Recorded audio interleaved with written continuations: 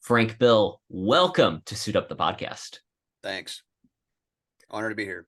I I am super excited because I came across Back to the Dirt when it was first getting the publicity push, and I'm normally not the war book person by any stretch. Like that's the weird thing is in my family, my mom's the one that loves movies like Saving Private Ryan, Apocalypse Now. And then there's me who's like, I'd really rather watch Matthew McConaughey in something. But that said, I absolutely adored it. It was a fantastic read, and it was a great book. Thank you. Appreciate it. Appreciate Uh, it. Yeah. Same with Donnybrook. The thing that just struck me in reading both of them is that you write very much with a place in mind, and the language reflects that, and it's amazing. Oh, thanks. Yeah, pretty much everything I write's set here in Southern Indiana. Like with Donnybrook, some of the setting was in Hazard, Kentucky, down that area, because when I used to study Chinese martial arts, teachers were down there and I would travel back and forth.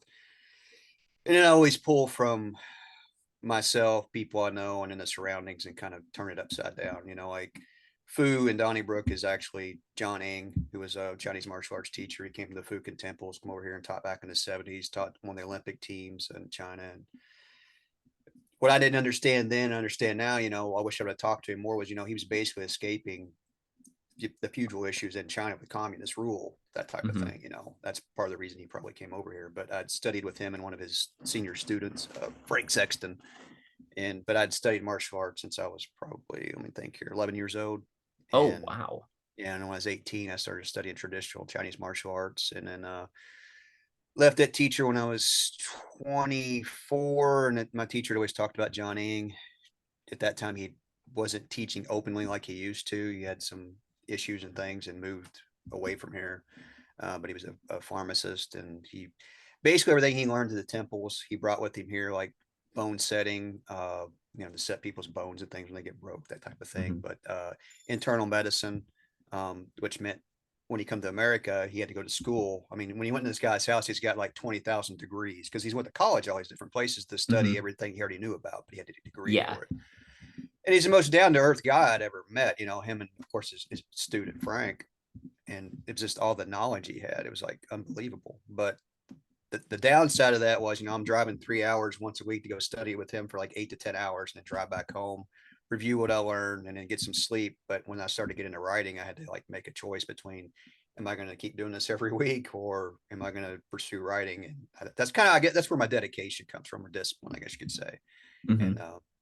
always been into martial arts and weightlifting and that kind of stuff, just kind of taking care of myself on top of writing. That's kind of where that's where all of it comes from, is from that. But yeah, that's a lot. Like Jarhead Earl basically comes from part me and part Frank, because Frank was always struggling to take care of his family and his kids and his wife. That's a lot where that story comes from. So yeah, and then when I wrote that, not that you asked, but when I wrote, when I wrote that, I would always read these Mhm. novels about, if there's any fighting or a fight scene. It's like, this Yeah. is not even how a fight scene. That's not Well, even how a real fight would work. There's no mechanics to the body. They're not explaining mhm. anything because the person doesn't know anything about fighting, or they studied something that was watered down and they never really trained hard enough. I'm not knocking Mhm. anybody, but then at the same time, I am. Mhm.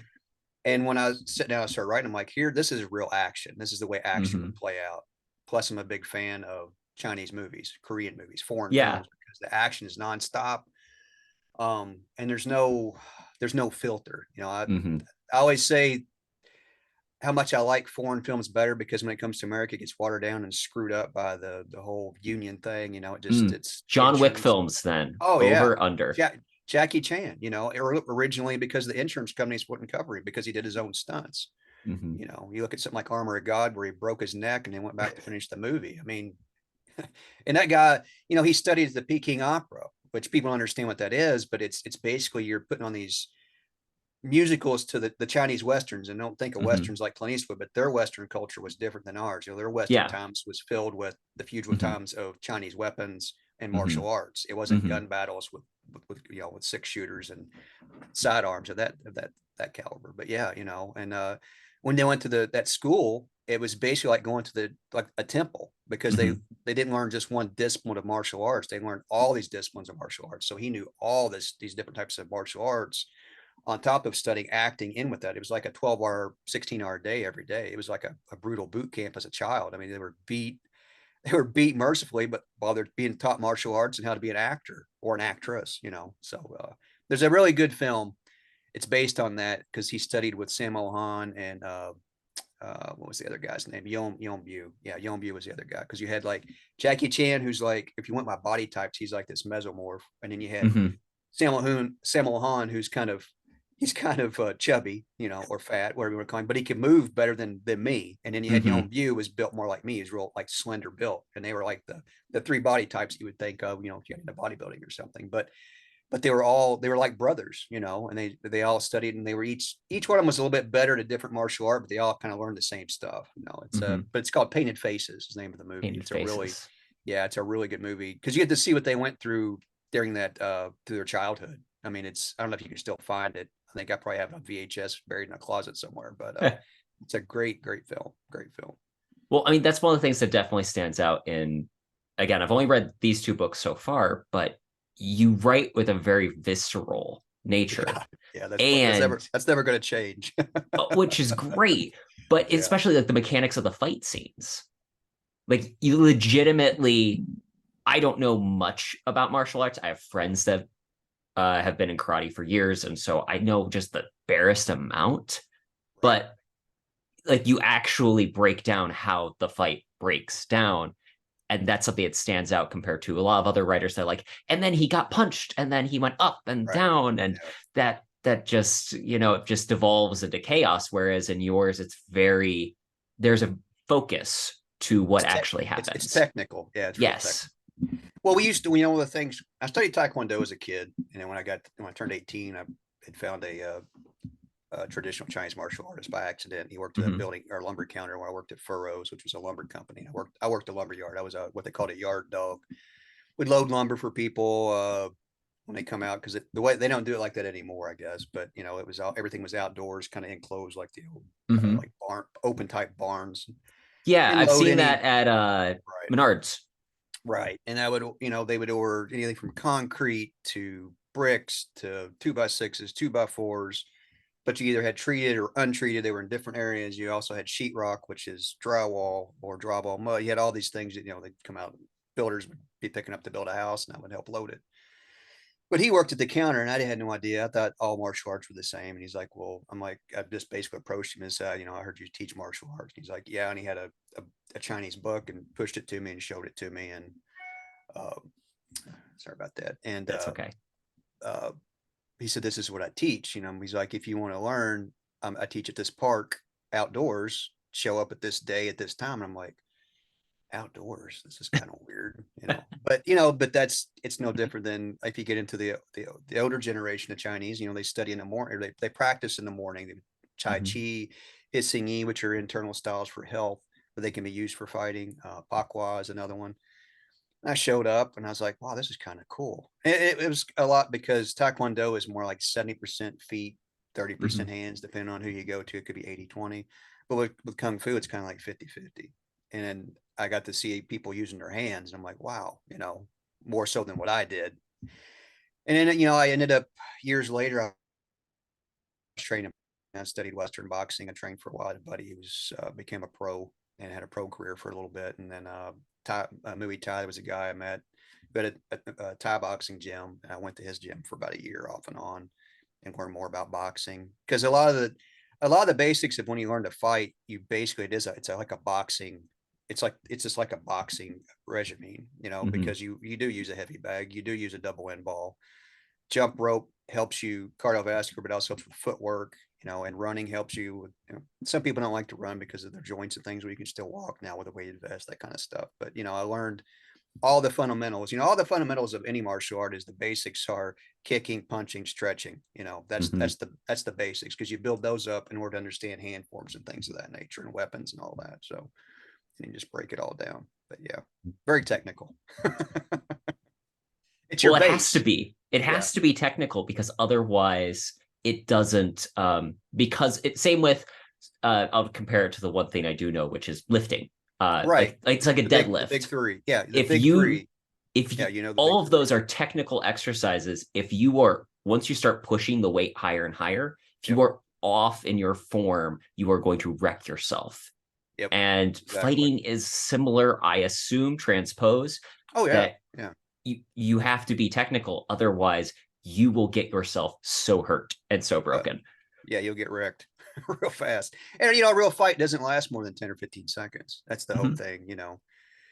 Well, even like, so I started watching, talking about foreign films, I started watching the Samurai trilogy, Mm, which is the story of Miyamoto Musashi. yep.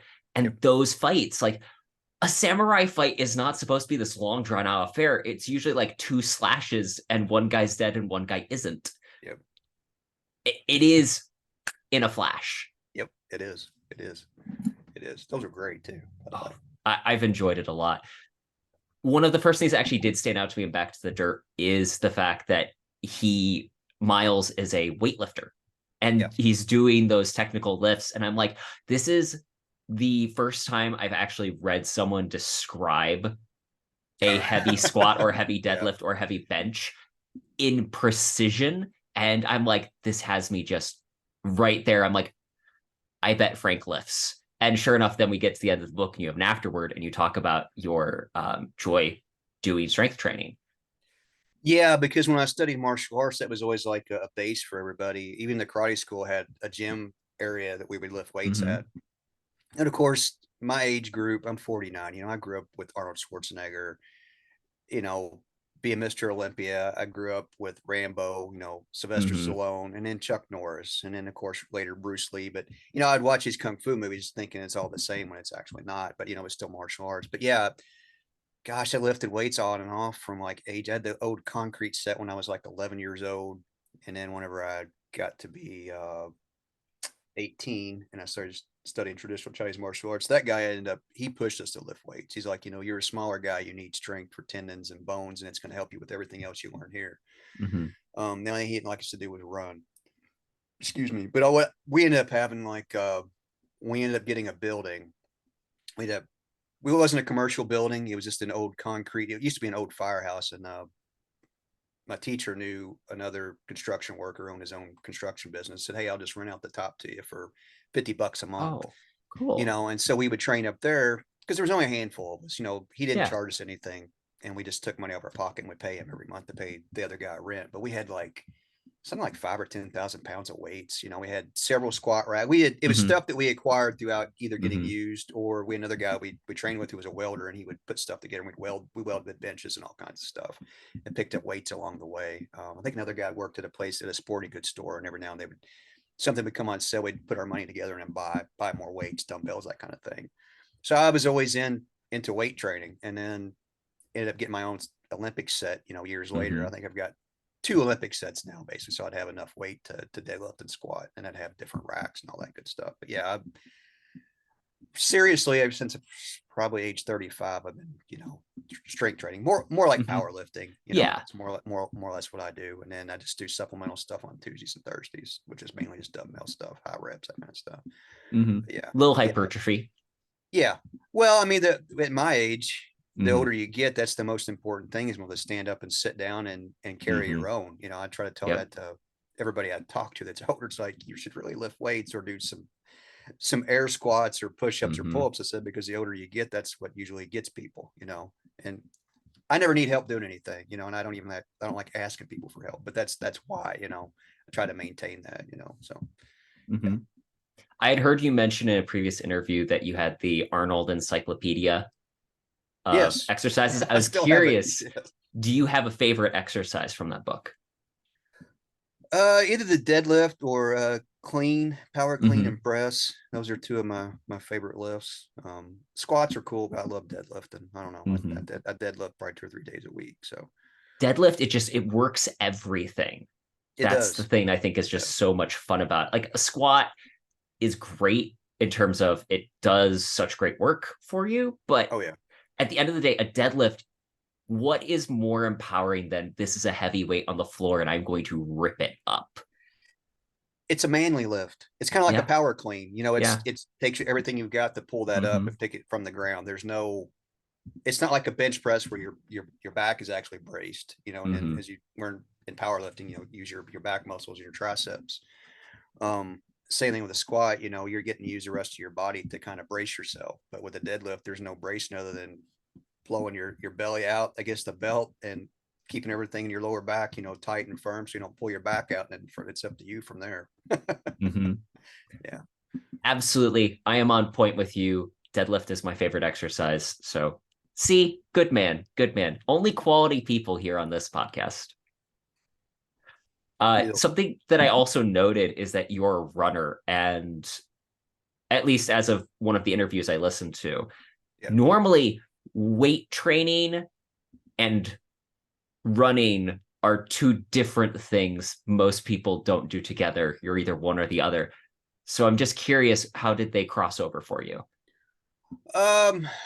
Because I'd always lifted. When I hit, I guess this is probably about age 38 or 39, I came across trail running, and Okay. I grew up in the outdoors, and I thought that looks like a lot of fun. I started running.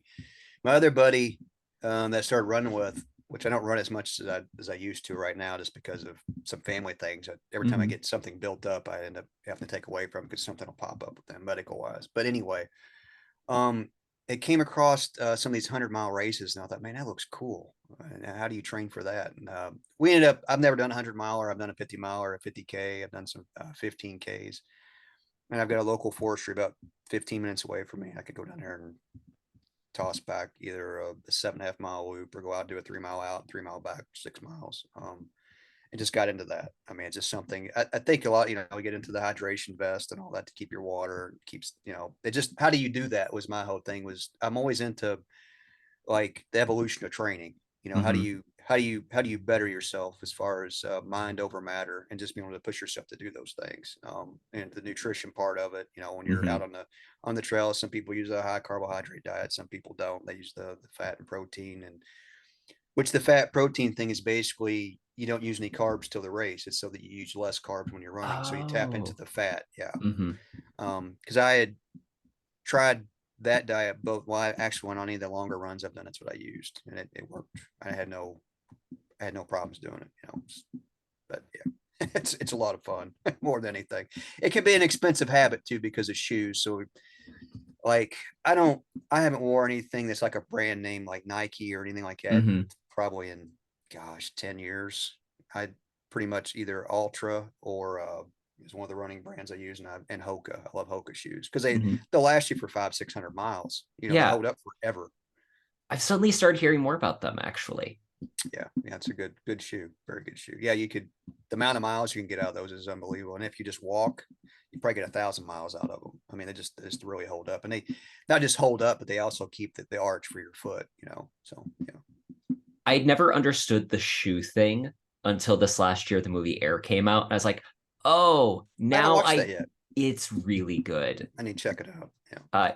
It's an interesting story because then I read Shoe Dog afterwards, which is the story of Nike's forming. And it just, again, it's one of those things where when you see it as a story, it's more interesting than as an object, which same goes for, I just watched The Last Dance, the docuseries they did on the Bulls' last run in the NBA. I have zero interest in sports, but I found that fascinating because of the story that went around it. Sure. Yeah, they always say that if you're into running, because when you foot strike, you want to strike within, either the middle or the ball of your foot. They say that Nike totally screwed up running for people because they put too much arch in the heel.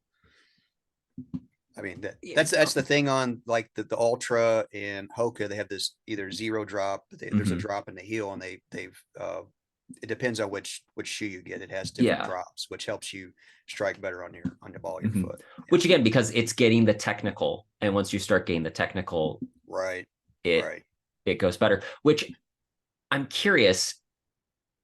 Obviously, you're the person that when you start doing something, you want to figure out how to do it and learn the craft of it. Right.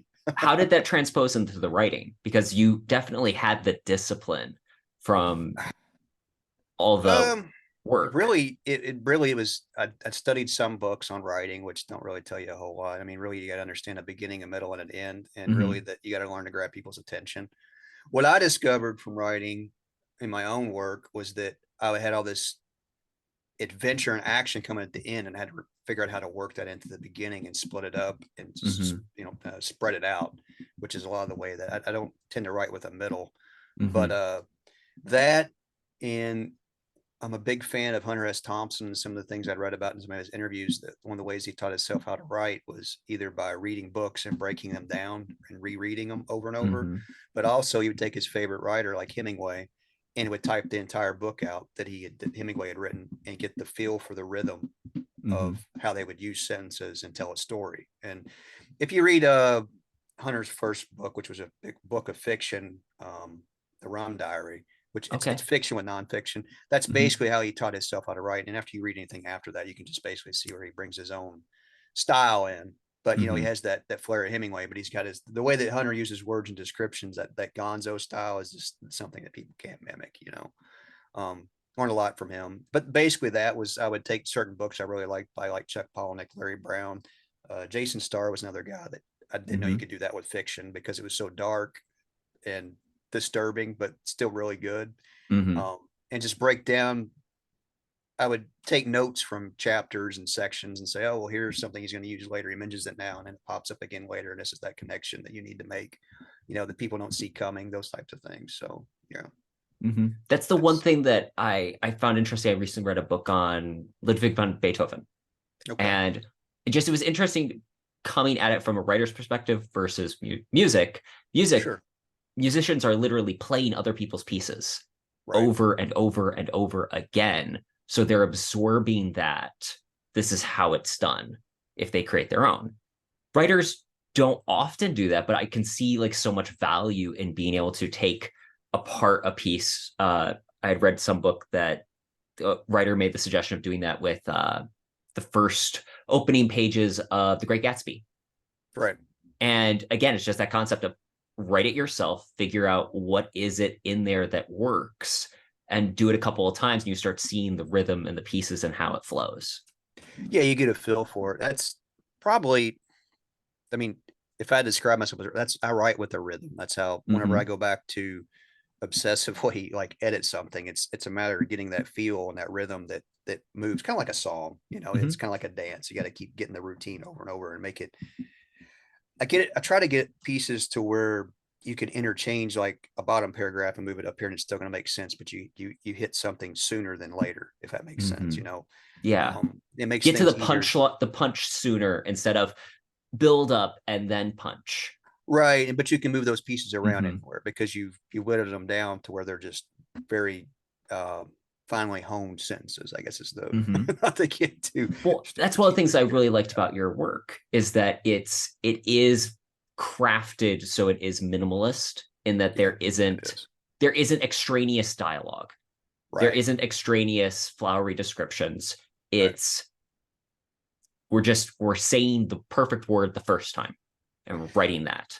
Yeah, I get that from, like my editors would always be like, well, we need a little bit more exposition, a little more backstory on this, or we want to know a little bit more about their feelings, that kind of stuff. Because it's kind of like, it's like pulling the trigger of a gun, just boom, boom, boom, boom. We need a little bit more of the explosion afterwards of the gun, or what went into the gun, that type of thing. Yeah.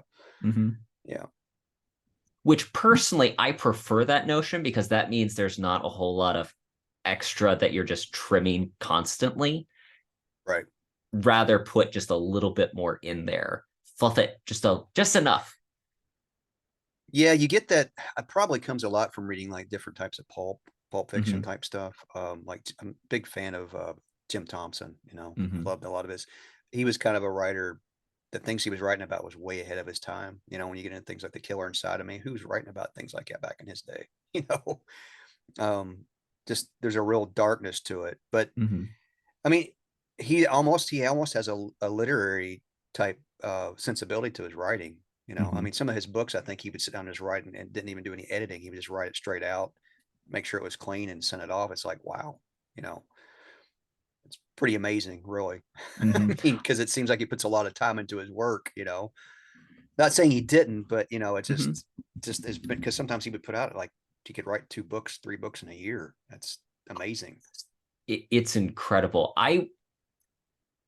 Personally, I've always been the person that likes to look to those types of authors more than say what's his name? James Joyce. Yeah. Like, Yeah. Yeah. I I'm not a James understand that Joyce that's fan. a whole thing. It Yeah. is its own genre, Right. but and this is where again I enjoy just get me a good book that we hit the beats. It's a good story, but I'm not getting dragged through. Like that's I think the thing that's a shortcoming to a lot of modern action books, in my opinion. And granted, it's just my opinion because they're trying to make them a certain size. There's so much Sure. extra stuff that I'm like, can you just get me to the next plot point? Because this random conversation Right. does nothing to actually further where we're going. Right. I agree 100% on that. Yeah. Yeah. I don't waste too many words on a page. I try not to. So yeah. One of the things in Back to the Dirt is I love the action, the breakneck speed, but you do a great job of taking. So Miles is a Vietnam soldier who's back in the United States. He's having PTSD and flashbacks.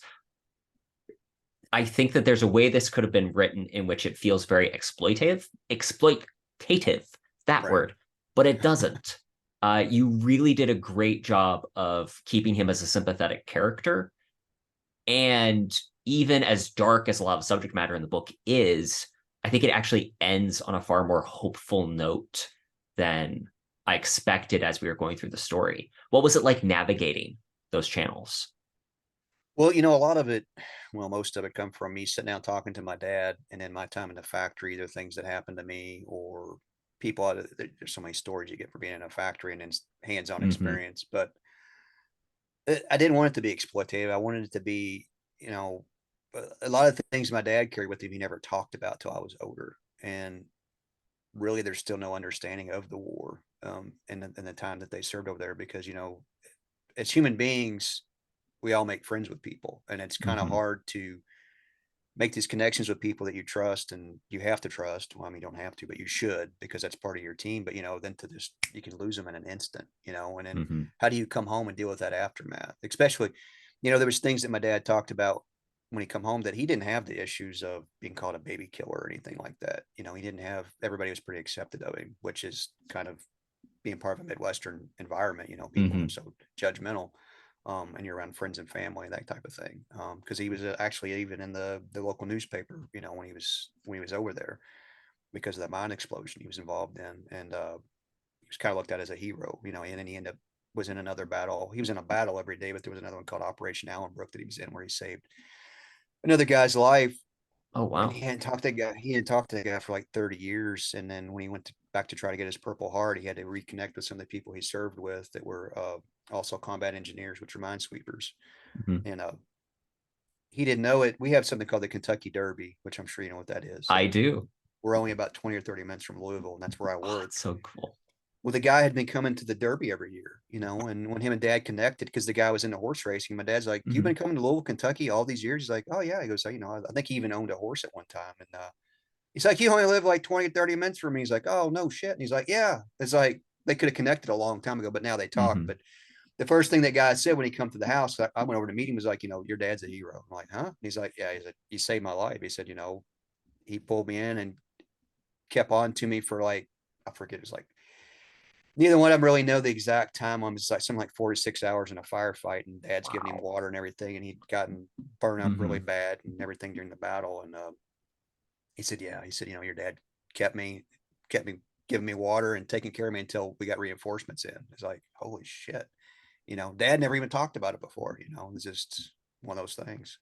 He's like, yeah, he also tripped a landmine that was set up. I forget what exactly was he goes, but we all heard it because we were walking through the brush and the grass. We heard something go click, and everybody's like, "What the hell was that?" And they found out it was like he said, it was a 105 round that had been booby trapped, which is part of their job, was they took care of booby traps and stuff like that. Mm-hmm. But he said it was so dark, all you could do was touch the guy in front of your shoulder to get through the elephant grass because you couldn't see.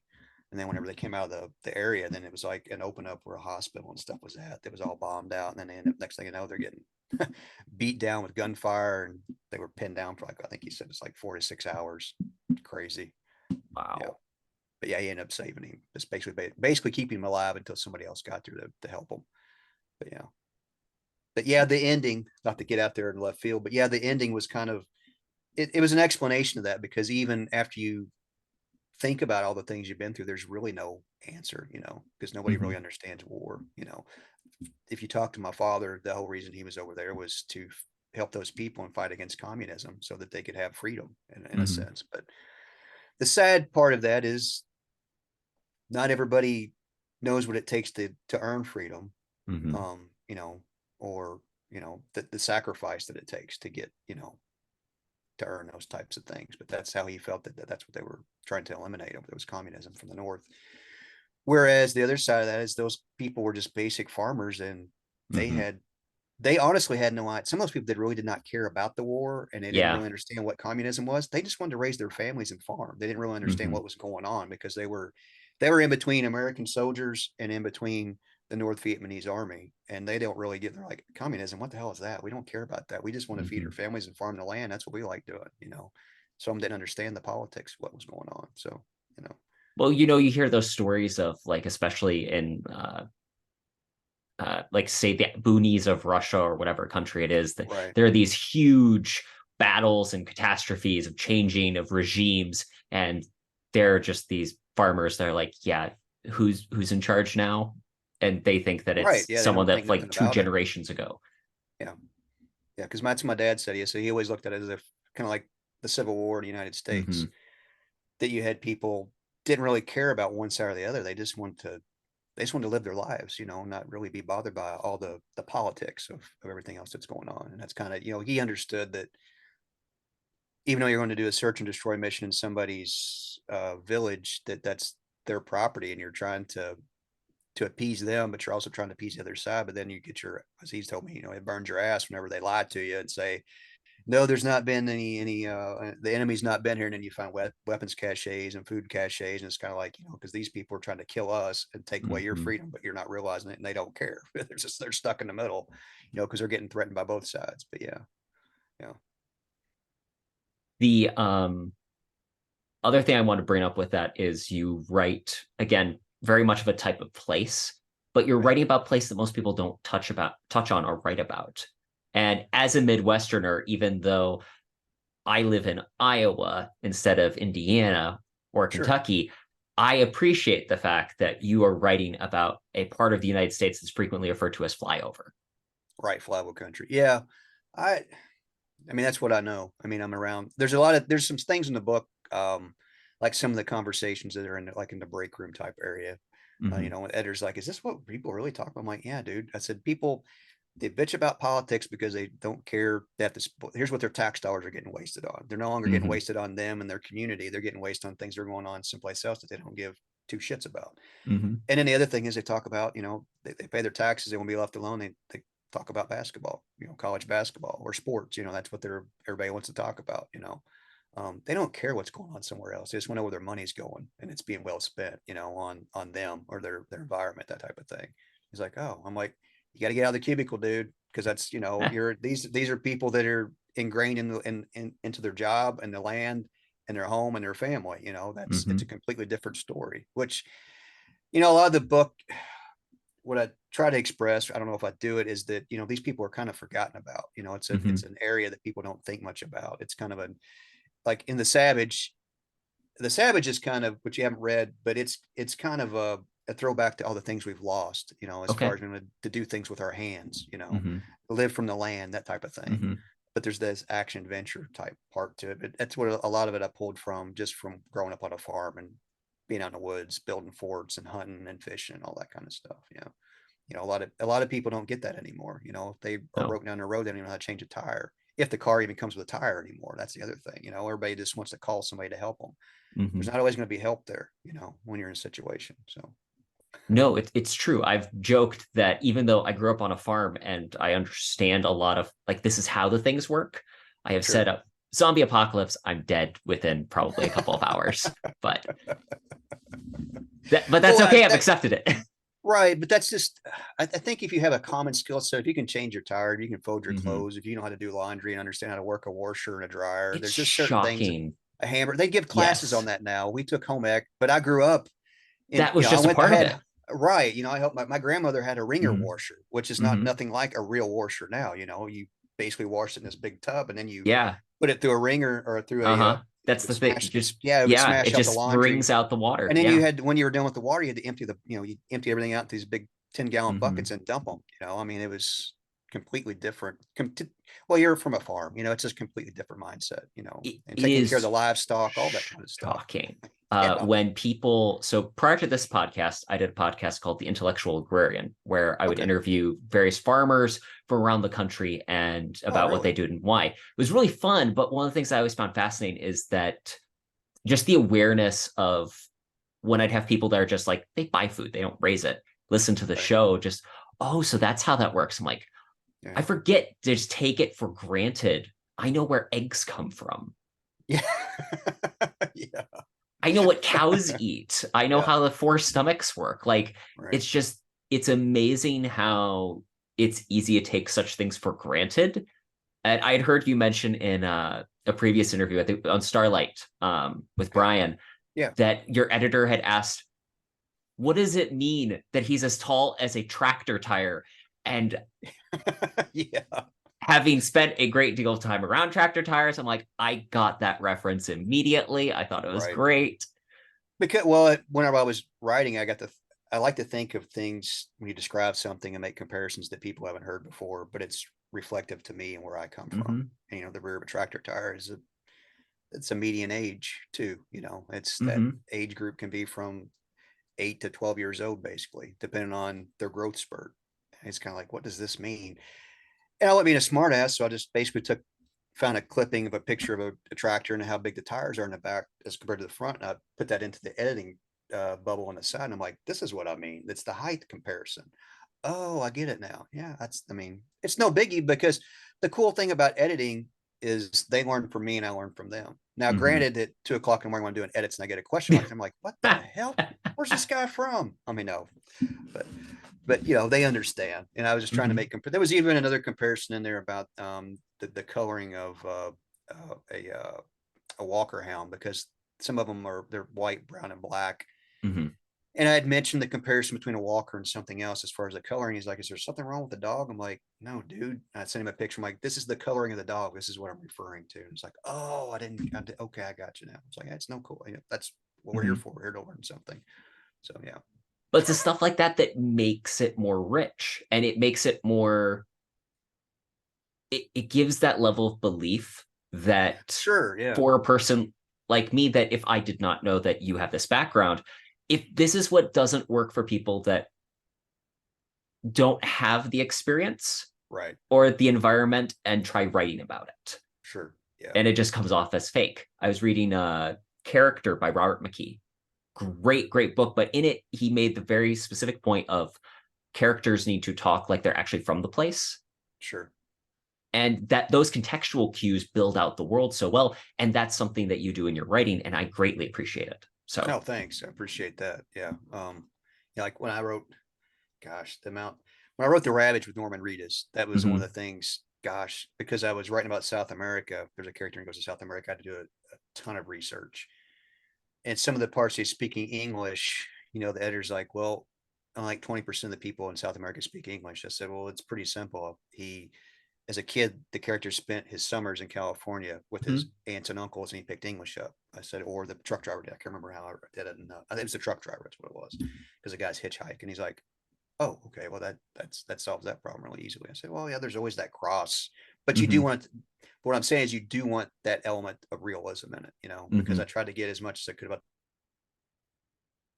this huge obsession with the whole drug war and the cartels, and where how not just that, but how marijuana was grown, Mhm. how that came from the Chinese brought some of these elements to South America back in like the 1700s, 1800s. It's kind of interesting to see where all these things come from, but I And basically this dug is into how that Frank's search detail. history got put on Yeah. a list as he's typing, how does marijuana grow, where does it come from? Well, as I got to research, and there was actually Chinese Mexicans, and it's like, wow, I didn't know that, and it's Mhm. like this whole entire evolution of things you don't hear about. Yeah. So, but yeah. I, I always find it fascinating when you realize just how there are these different ethnicities in other countries that we don't think about. Oh yeah. There, like, we know about like Germans that live in South America, is always the joke that they're former Nazis, but like there are Right. actually Mennonites Oh that yeah, moved to yeah. South America, and there's this huge population of them. Same in Mexico, and you're like, wow, different, interesting. Like just those are those random things you find either in the real world or in writing research that you never know about. Well, sadly, that's not something the general media is going to pick up on. They want you to think everybody's separated, but we all come. You and I are not white. Hmm. Not getting political, but we all come Yeah. from different bloodlines that create who Hmm. we are. I'm German, Irish, and Italian. That's Hmm. part of my You are bloodline. right in that spot in Kentucky. You're Southern Yeah, right. Indiana, Yeah. Northern Kentucky. You are right in that spot where everyone has been, Yep. basically. Basically, yes.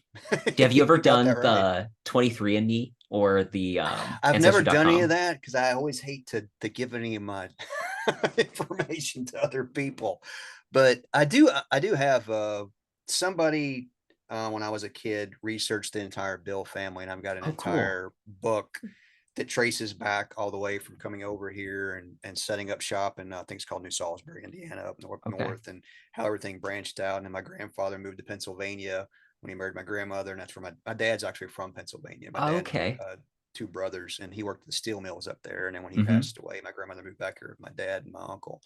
But yeah, and I reconnected with her family because she was married twice. Her original marriage, I think she had six or eight kids. She was originally Hmm. a Conrad before she became a Bill, and don't need to know about all that. But yeah, I mean, if you my grandmother's not alive anymore, but she lived to be Hmm. almost 102. But she Wow. was one of those people. If you asked her about school, she Hmm. rode a horse. She had a pony. She rode to school every day. It's Hmm. and big into gardening. I mean, I grew up around, like you're saying, just that culture was you lived from the land. That's kind of what I came from, and just always thought, when I was going to school, I thought everybody lived like that, and they didn't. Hmm. On my mom's side of the family, my grandparents had a 100-acre farm that tied into the rest of my grandfather's brothers and cousins, which ended up being Yeah. like 5 or 600 acres that you had to play on all the time. But my grandparents' house had running water from a cistern, but no Hmm. indoor plumbing for a bathroom. They had an outhouse. So, Yep. I mean, that's just the way I grew up. But I thought everybody grew up that way at their grandparents' house. So it was just, to me, it was normal. You go Hmm. to school and talk about things, and kids are like, no, I don't do that. And No, it's no, like, that's what? not. I've never What? done that before. Yeah. Then you know how to build a fire. You don't sneak matches out to go build fires in the wood. No, I don't know what you're talking about. My great grandmother is 101 right now, and it's always just fascinating when I talk to her to realize how much history has changed since Oh she yeah, was born. Because I mean, she was, I mean, they grew up on the farm, and so a similar situation where it was a different world. I'm an organic inspector now. That's like my full-time job, and cool. I talked to her about it, and she's like, "What does that mean?" Because for her, that's what life was. It Right. was before pre-industrial agriculture, and so it's just fascinating seeing again just that scope of history. I did a so I'm into family history, and Sure. my grand from that side of the family we did the test and you can see like the pockets of where your family had moved from across the United States, which was cool. But there is like this spot in Kentucky, and I'm like, ah, yes, that those are the Kentucky Fenwicks that live over there. That's And awesome. it's fascinating to It is. see how much that plays a part of it. Because for me, at least, my when I'm trying to write characters, the thing I always found interesting is picking the name very specifically because I want it to be someone that actually would be in that area. What is like the family lineage? How did their family get there? And that's probably way more backstory than I need to do. But I think that it establishes the character more rooted in that world Oh yeah, and yeah. to why their place is there. And Oh I yeah. just especially we live in the part of the country where people traveled through from one end to the other. And it's always just interesting to see why did they stop here? Yeah, we started somewhere around.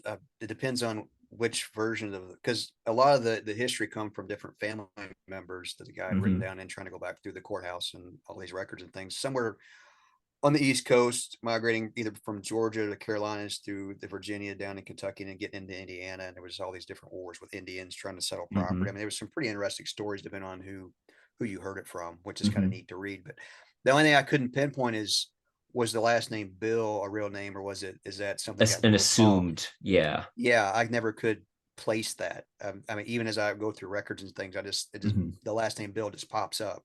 Now, like the What you Indiana Constitution was uh-huh. actually written by part of my family. Yeah, Congratulations. That's so yeah, cool. yeah. That was kind of interesting to see as I was reading. I was like, oh, so they helped write the Constitution. Wow, and they were kind of a richer family. They lived here, and then because the original state capital wasn't always in Indianapolis, it used to be here in Corden, where I live. Oh, I So didn't know that. yeah, it's kind of neat, but yeah, it's interesting family history. Hmm. But yeah. Have you ever Um, read Louis L'Amour? oh, Louis L'Amour. Yeah, yeah, Hmm. yeah. I know you're talking about the Western Hmm. writer. Yeah. He wrote a book series called The Sacketts. And what I've always found interesting is his premise was let's follow a family basically from the time like first family members arriving in America from England, and then like their family history down to the fact Oh that he yeah. eventually published a companion book to the series of the family history. Interesting. Yeah. And I was like, that it just what it was an interesting concept for him to spin out into a full series. Yeah. I need to check up on that then. Yeah, I haven't read everything he's written. Of course, he's written probably 100 novels. Again, those authors that just churned out paperbacks back in the day, and Yeah, they're that's kind enjoyable. of how Elmore Leonard started out, Hmm. writing westerns and then got into crime. And then Which funny you mentioned Elmore Leonard because his was I've started going through an Elmore Leonard phase because I'm starting my first crime book and I'm like, well, let's bone up on crime fiction. sure. And he writes a lot about Detroit. And like Yeah, that is because that's where he's from. right. Uh, I as I was preparing for the interview this morning, I've got an Elmore Leonard novel, and I was like, this actually reminds me of Frank Bill's work, where he writes very much of the place that he understands, which is again, I think it lends a greater degree of authenticity to the work. Thank you. Appreciate that. It's a nice comparison. I don't know if I'm worthy of it, but yeah. I mean, yeah, Elmore was something else. I mean, of course, gosh, I'm trying to think how many of his books were turned into either film or, well, like the thing that got him the biggest really was Justified. Mm-hmm. I But mean, yeah, that's brought back, yeah, yeah, they're which bringing it back now. Yeah, kind of going through those novels that he did about that Raylan Givens, that mhm, character. But yeah, I mean, you can trace. I'm trying to think what some of his earliest movies were, like Stick with Burt Reynolds, mhm. um, Get Shorty was in the Get Shorty. 90s, Yeah, that was in the '90s. which But having read the book, I now understand why it became a movie. I haven't read the book. I haven't read the book. The I book is never. fantastic if you get a chance. I've heard it was really good. I think they even turned that into a television series for a short time. I think. They I think it did. maybe did like one Hmm. season or something. I can't remember Hmm. exactly what it was. Yeah. The other one, Out of Sight. I'm actually reading the book now. It became a film with George Clooney Yep. and Jennifer Lopez. Lopez. Yep. Yep. I haven't seen that one. Well, I have seen that, but it's been a long time. But I don't keep up with movies much anymore. That's okay. Hey, when that's the thing about writing is that really it becomes because it does take so much time It does. that becomes your mistress and your lover and everything else when it comes to free time often.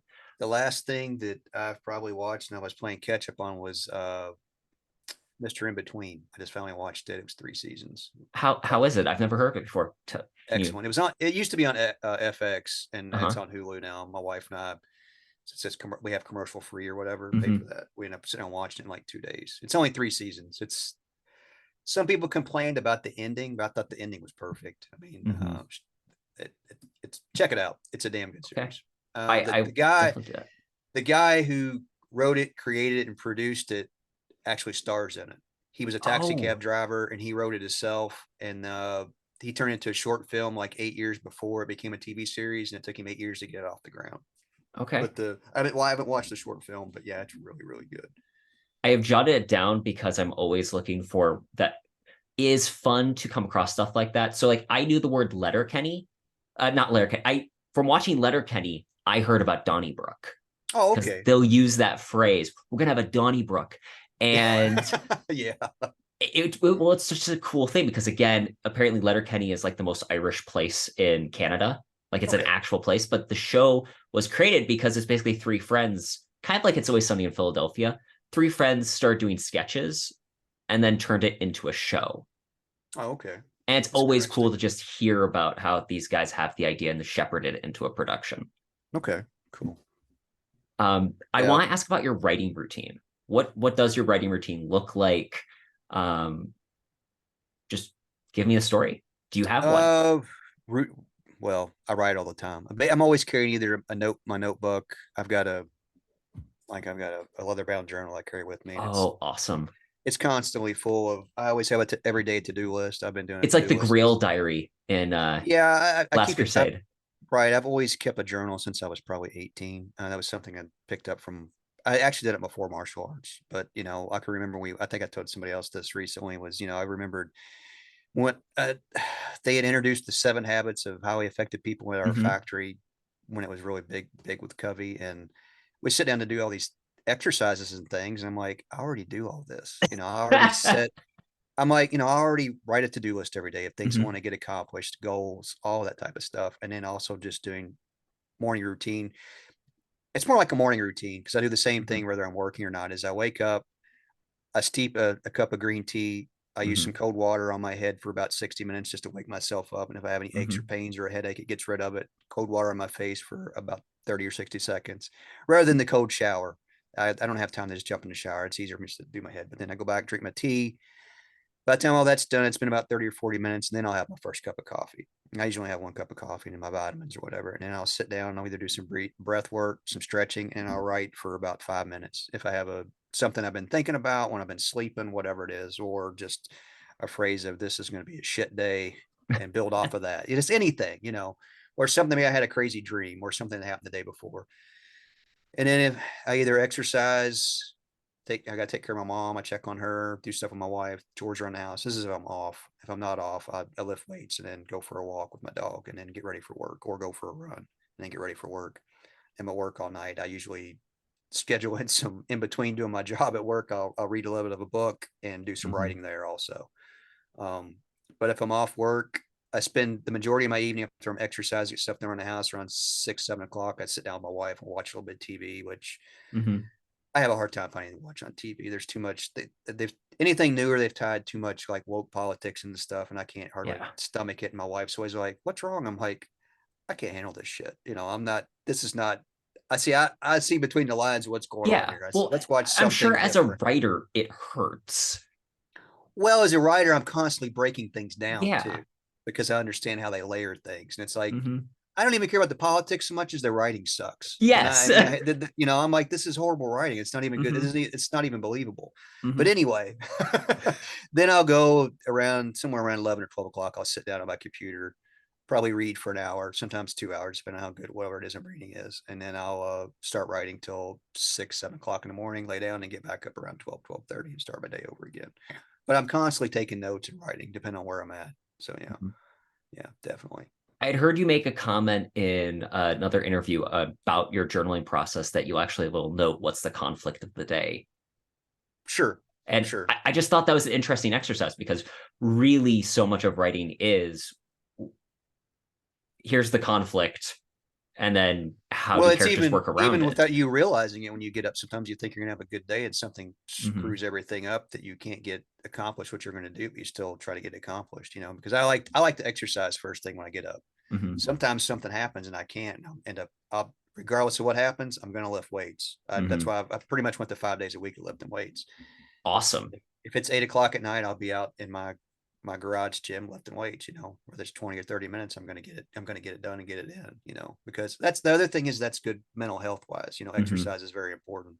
Try to explain that to my wife and everybody else. They get tired of hearing it, but that's just part of it. Because that's another thing with the book, mental health Hmm. plays a big part of that with my and lifting weights, but then he's also saturating his body with alcohol because and a lot of that came from because of war vets. A lot of war vets Hmm. tried to numb everything that happens to them with alcohol or drugs. Hmm. Um, which the second part of the book, there's a book I did research on or used as research called Tiger Force, and it was about Okay. a group of special forces guys.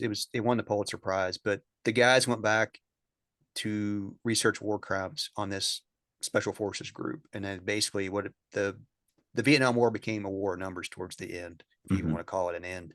And they just started instead of just killing the enemy, they were just killing innocent villagers, and that's a lot of how I came up with the concept of what if there was also another group of Hmm. American GIs that was hunting their own. because of the war crimes they were committing, because they didn't want the local media to find out about it. Not local, but the Hmm. news media, national media find out about it. That's kind of where that story came from. But if you like detective fiction, it's Hmm. I shouldn't put it that way, but it's a really interesting book because it falls into that. The way it's written, it's like a detective novel, because these two journalists go back and research the early beginnings of the Special Forces unit, and then where they are now, or then when they wrote the book, and when they hunt some of these guys down, the Special Forces unit, and find them in modern day after the war, 20 years later, their lives are shit. I mean, Hmm. because of what they did, the crimes they committed just kind of weighed on them, and what became of that for them to deal with daily life was drugs and alcohol. Some of them Hmm. committed suicide, and some of them just didn't have a pot to piss in. Excuse my French, but or language. They're living in a burnout trailer. One guy was Hmm. an Indian who's living on a reservation, and I think he even still had some of the ears that he collected from the people he had killed. That was his big thing. I was collecting a body part, for each kill that he had. Either wearing it around his neck or on his side. People always think about that when they watch a war movie that just made up, but people really did do that. I've heard stories of even the guys pulling teeth from people. It's just, yeah, that it's true stories. So yeah, that's where a lot of that second part of that book it came from. Yeah. Hmm. I have to ask because I feel bad if I didn't. You have no chapters in the book. Was that an intentional from the beginning? There, it has a Uh, part one, part two. Part two. Yeah, The Savage is written very similar, but it's like Okay. before and after. It keeps flashing Hmm. back to before and after, to the backstory to the front story. And yeah, it was intentional. Yeah, I tend not to really write. I mean, Donnybrook, I don't really remember if it had chapters. If it did, it wasn't intentional. I don't remember if I have numbered things in that or not. It does Um, have chapters. Just okay. take a Well, quick glance. we probably added those. I don't remember. It's been so long, because somebody else had asked me that, and I couldn't remember if we did or not. And then, of course, with the book of short stories, Hmm. of course, there's no chapters, but a lot of the stories in there are interconnected. So Okay. it's just kind of the way that I write. Hmm. I think Cormac McCarthy writes a lot like that, if I remember correctly. It doesn't really go by chapters. I can't remember. Somebody else was asking me that. Yeah. Well, it definitely it keeps the pace up. And Right. what I Right. do think is great is it does. So when I was reading through the book, I'm like, I have to because I tried reading it before bed because that's my reading time. It's like an Have hour before bed. nightmares. There is the thing. I was like, okay, I need to because there's no immediate the best way to end is when you shift perspective. Because I think Right. that's another thing that I appreciate in your books is that of the two I've read so far, you do shift perspective fairly frequently. Not Yeah. like too quickly, but quickly enough that my ADHD brain is not like, okay, I'm getting tired of this person. Can we switch things up a little bit? Speed up the process. Yeah. Hmm. But it Yeah. also it keeps the book moving and flowing really well. Thank you. Thank you. I can't take all the credit. I mean, I do write that way, but I've got really good editors. Sean and Hmm. Jackson just did a remarkable job. Jackson really helped more for because the first part of the book was really intact. What I turned in was more of a closer to a finished draft from the first part of the book, but the second part of the book was still kind of like a rough draft, and it Hmm. got rewritten. It was like some things were like, "Hey, we're going to get rid of this character." I'm like, "No, we don't. We just got to rewrite him," and that's pretty much Hmm. what I did with some of the characters we weren't for sure about. So yeah. And the thing is if you pick up like White Cloud, like you said, all the places that are mentioned in that book are right here where I live. And some of the cruising there is right down where my grandparents farm was at. It's still down there. They're not alive anymore, but and even uh, Shelby, yeah, her Hmm. house is basically a couple of brothers I used to run around with. That's where her house was.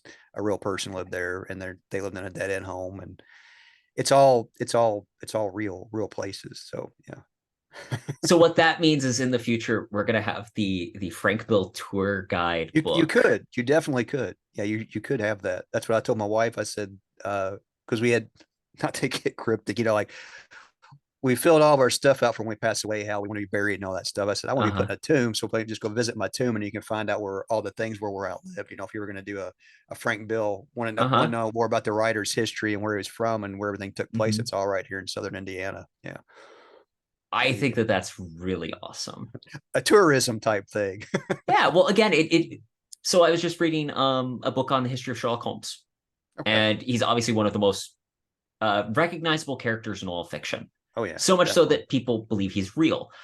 Part of like the history of like Sherlock Holmes becoming a big thing was people actually published tour guides of Holmes's London and like charted out Oh, this is the okay. different locations of the different adventures. So if you went to England, you could follow his various paths and journeys.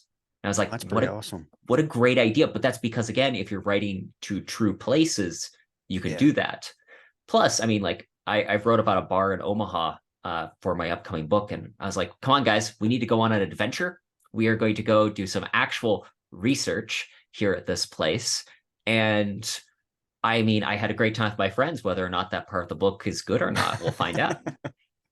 Well, that was one of the things that Larry Brown always did was, he would sit in a bar that he went to before he started really getting, when he was writing short stories before he got Mm-hmm. noticed, was he would sit there and drink and smoke a cigarette, and you pick up a lot of stories from people that you're around, even if it's just, if the story's happening as you're writing it, because, you got Mm-hmm. people coming in with all kinds of problem at a bar, especially, when you get into working class people, bad marriages and losing your Mm-hmm. job and who know medical issues, all that type of stuff, your farm. So, they come in to have a drink and not get sober on it, but, to to numb the wound, basically, Mm-hmm. which kind of goes back to what I was saying about, Yeah. military vets, alcohol and drugs kind of soften the wound when in essence, it's really making it worse because it's not going to be gone when you wake up. Mm-hmm. Um, Well, and one of the things that I think you do a great job with in your books is you're not necessarily passing judgment on what your character's actions are.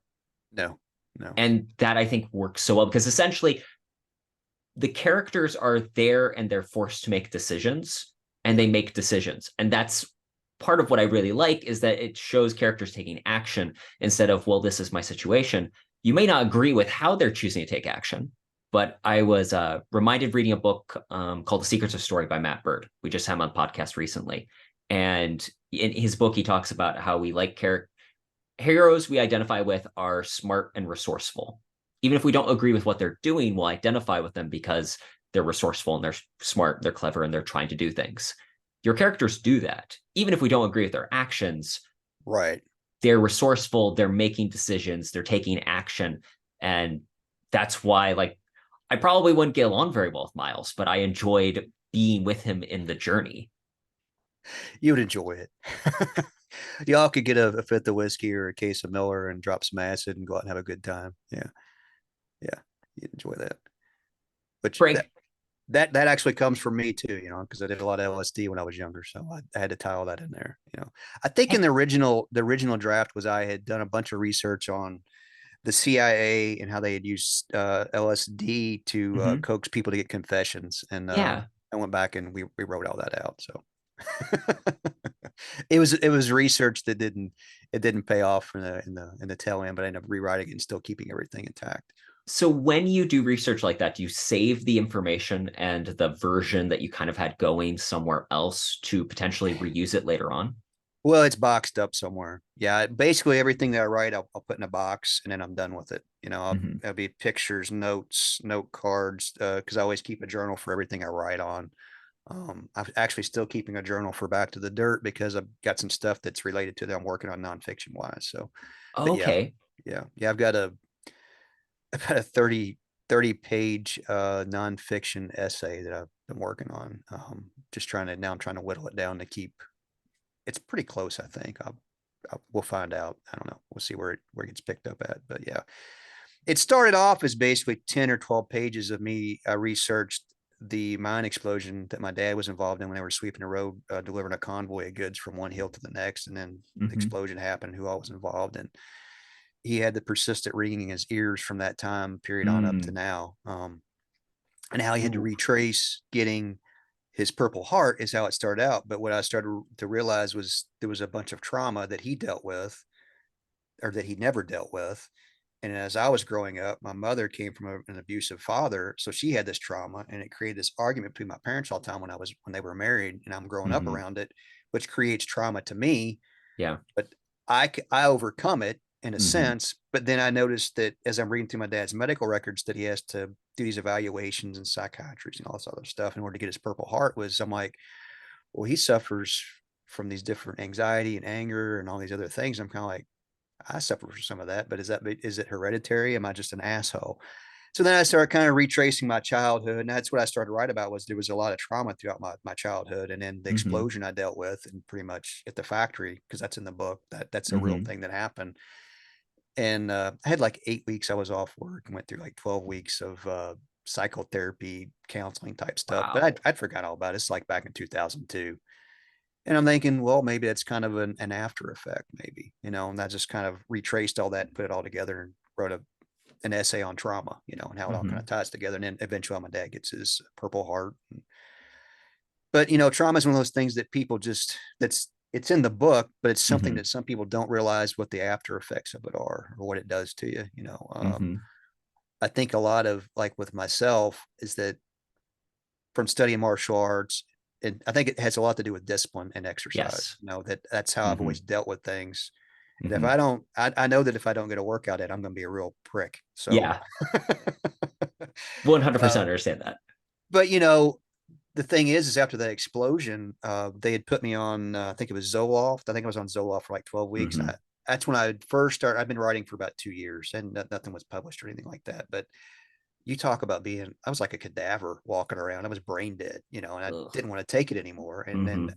we quit going to therapy because basically the guy that I was talking to was just like, he's like, you're just a normal dude. He said, I forgot what he called me, because it got to the point where we had talked everything out, and then we started talking about books and authors and what I was doing Yes. every day. And it's kind of like, he's like, you're an intellectual. He said, that's Mm-hmm. the only thing I'm getting from you now, since the explosion. And I'm like, so we quit having therapy sessions or whatever. And then I couldn't handle the psychotherapy medication, whatever you want to call it. I'm like, I don't know how I make it take stuff like that, because it does. It makes you numb. You would wake up and just Mm-hmm. not want to do nothing other than go to work and do your job, but you're brainless. And then once I got off of it, I came back to normal, and my senses started to come Mm-hmm. back alive, and Have all of that. you So read yeah. Nassim Taleb before?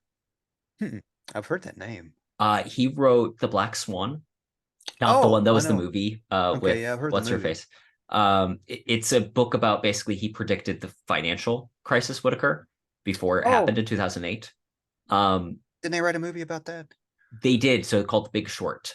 Yes, I've He seen did that. a very similar thing to Okay. what those guys did. Okay. Okay. And then he wrote a book called Anti-Fragile, which Okay. is the one Yeah. that I'm thinking of now because he basically talks about the idea of post-traumatic growth that comes from when you experience it's basically muscle, that kind of thing where you strain your Sure. muscles to Sure. force it to grow. Biological systems, the idea of anti-fragile is when things happen, you gain improvements through it. Well, I definitely got that. So I mean, it's a great book. He also wrote his most recent one's called Skin in the Game, which Skin in the is game. Okay. a book on basically ethics, Okay. and it's part philosophy, part economics. You're an intellectual. I think you'd I really enjoy definitely have to it. check it out. Yeah. Yeah. Anti-fragile, especially. Anti-fragile. I'll have to write that down. Yeah. I think that's why I got so much out of David Goggins, both of his Mm-hmm. books, especially the first one, because of the abuse. I didn't Mm-hmm. have any physical abuse. Most of my Yeah. stuff was like verbal abuse from my mother, because she knew how to talk to people. Mm-hmm. I grew up being called a little son of a bitch whenever I didn't do something right. My dad didn't speak that way. Mm-hmm. I think if anything else is what I noticed is that it thickened my skin, because Yeah. my wife, if I get mad about something, she's like, you can't talk to people. I'm like, my mom talked to me like that all the time. And I'm Yeah. like, and I'm sitting there reading David Goggins, and apparently, that's how he was spoken to, and that's how he speaks now. But not that that makes it right, but it's like Mm-hmm. when people get their feelings hurt, I'm just always like, granted, it's completely different now in a Yeah. sense. Actually, mine was probably worse, because I was bullied as a kid on the bus, being picked up because I was like being picked up by high schoolers to pass around like a joint Oh, from people, which is yeah. what got me into studying martial arts and Mm-hmm. things, and lifting weights. Yeah. But it was bullying. I Mm-hmm. write about that in the essay. But yeah, there's a certain way you have to talk to people. But I think that people have really, really thin skin now. It doesn't Mm-hmm. bother me, if somebody calls me a name. It doesn't. But then I understand, to be respectful. There's that. Mm-hmm. There's a There's a borderline there. line. There's Yeah, a line. like me and like one of the things I talked about was like being my buddies in school. We grew up on one-liners. It was like Mm-hmm. a Chuck Yeah. Palahniuk novel. That's the way we Yeah. spoke to each other. And the harsher they were, the better we Mm-hmm. would laugh about it. You came to school and you didn't get to comb your hair or wash your hair before you come to school, and your hair was all jacked up. We'd make up little things and call you, have a name for you by the end of the day. Or you know, if you spilt part of your food on your clothes, or we caught you and you did dribble something on your chin. There's just little thing. It's just kids. You can say that Hmm. it's kids behaving badly, but it was our group, the way we spoke to each other, you know. And we never took offense to it. You know, like I said, the worse or the more harsher the the degrading, That's where the you better. start refining your writing Yeah, process and coming up exactly. with things. I think that's why I always, when I first read Fight Club and Invisible Monsters and Survivor, I was Hmm. like, this is like my childhood. The way that he writes is the way that we spoke to one Hmm. another. So that's kind of how, like, some of the first things I started writing were that way. And it was a matter of, I guess that's where that minimalist comes from, because, you know, that's how you kind of how you speak. I don't know. Hmm. But yeah. Uh, Getting direct to the point, and yep. I I Very think direct. it's genuinely a fascinating thing because I didn't realize until I've gotten older that I had incredible parents, and Yeah. because of that, I just have naturally assumed that that's like how most people were raised because I'm still a young kid. I tell myself for now. But the older I get, the more I realize that that's different for everyone, and the that awareness has changed my perspective a little bit, and just I definitely have a little more grace in ways I didn't used to. Let's go with it that way. But Okay. it Yeah. is fascinating to see how one's upbringing makes a difference. Because the only reason my parents were the way they were is both my grandparents got divorced. And so Yeah. that made both my parents then in turn, as they dealt with it, was focusing on their marriage. And the Right. reason that they have a marriage that's really strong is because of the ways that both of their parents were My and parents how people tried. I mean, respond to. right. For 15 years, I mean, they tried, you know, they denounced their divorce on my 15th birthday, for Christ's sake. But you know, the thing was is Congratulations. yeah. But you know, they didn't get along. And I was at the Yeah. point where I was like, man, I wish they would get a divorce, you know. But Hmm. that's also probably for a young male, that's like the most influential period of your life with your Hmm. parents or your father anyway. Hmm. You know, so then I spent the next 3 years living with my mom and her Hmm. downgrading my dad all the time. And I lost my relationship with my dad for about 4 or 5 years. And he wasn't a bad, neither one of them, they weren't bad parents. They just had a Yeah. trauma they had never Hmm. dealt with. And Hmm. it inflicted them, and it took it out on Yeah. each other, you know, because my dad didn't Hmm. want to be at home. He wanted to be out and away from the home, because when he came Hmm. home, my mom's bitching at him, you know, who Yeah. wants to come home to that? No. And I was always told, you know, well, your dad never spends time with us. And I'm kind of like, when I'm reflecting back, I'm like, no, he didn't spend Hmm. time with you, because I was always with him 90 times, you know, 90% of Yeah. the time I was with him, helping his in-laws on the farm, cut wood, whatever, take care of the tractor, hunting. I was Hmm. with my dad. My mom wasn't, you know, she was at Hmm. home or doing whatever. Sometimes she was there with her parents, but you know, she just, there was a lack of attention that she didn't get as a kid, you know, Hmm. whenever her parents were originally married, because the only grandfather I knew growing up was my step grandfather, you know. Hmm. My real grandfather was a World War II vet and was mean as a snake. You know, he'd been married like 13 times. Oh, Two of those wow. women, two of those women twice, which makes 11, but you know, who's counting? Yeah. Yeah. Yeah. He was, but that's the other thing with trauma. I grew up Hmm. listening to the horror stories of how he treated my mom and my grandmother, and they would be like Hmm. canning, you know, because we had a garden, and when you pick the garden and you can all your Yeah. vegetables, they would tell the stories and laugh about, you know, him beating my grandmother all the time, like it was just It's a what, story. yeah, it's You one of know, those they can things laugh like about it. It's the crazy. meme where it's you start talking about your childhood and people are starting to cry and you're like, why are you crying? I was telling a joke about my What family.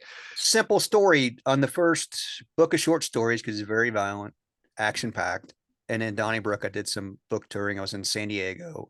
Seth Marco, the book Catapult, had me out there for an event.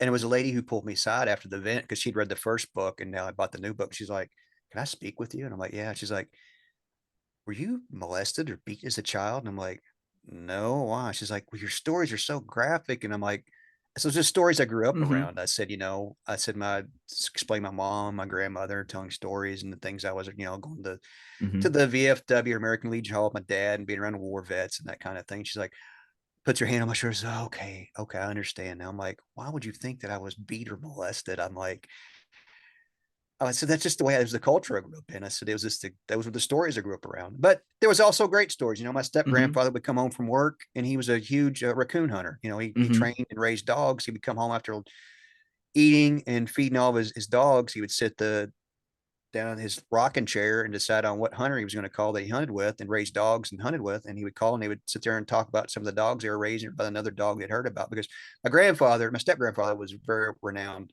hunter. If you had a, That's you were in really a coon hunt, cool.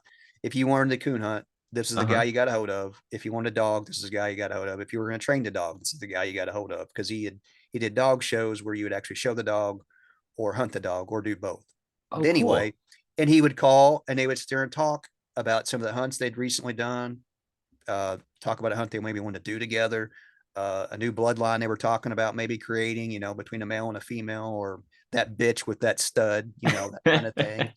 But that's just something I grew up around. I've still got Hmm. like some of the old papers from that traces the bloodlines, the different dogs that they raised, and it's cool names. That's kind of where Hmm. if you haven't read the book of short stories, there's a short story in here called the A Coon Hunter's Noir, which is where that story comes from. Okay. And that kind of turned into a whole crime thing of the guy's dogs getting stolen, and because dogs were worth so much money. Hmm. I mean, you're talking a dog that was probably worth $1,500 back then is probably Hmm. worth 3 or 4 times that now.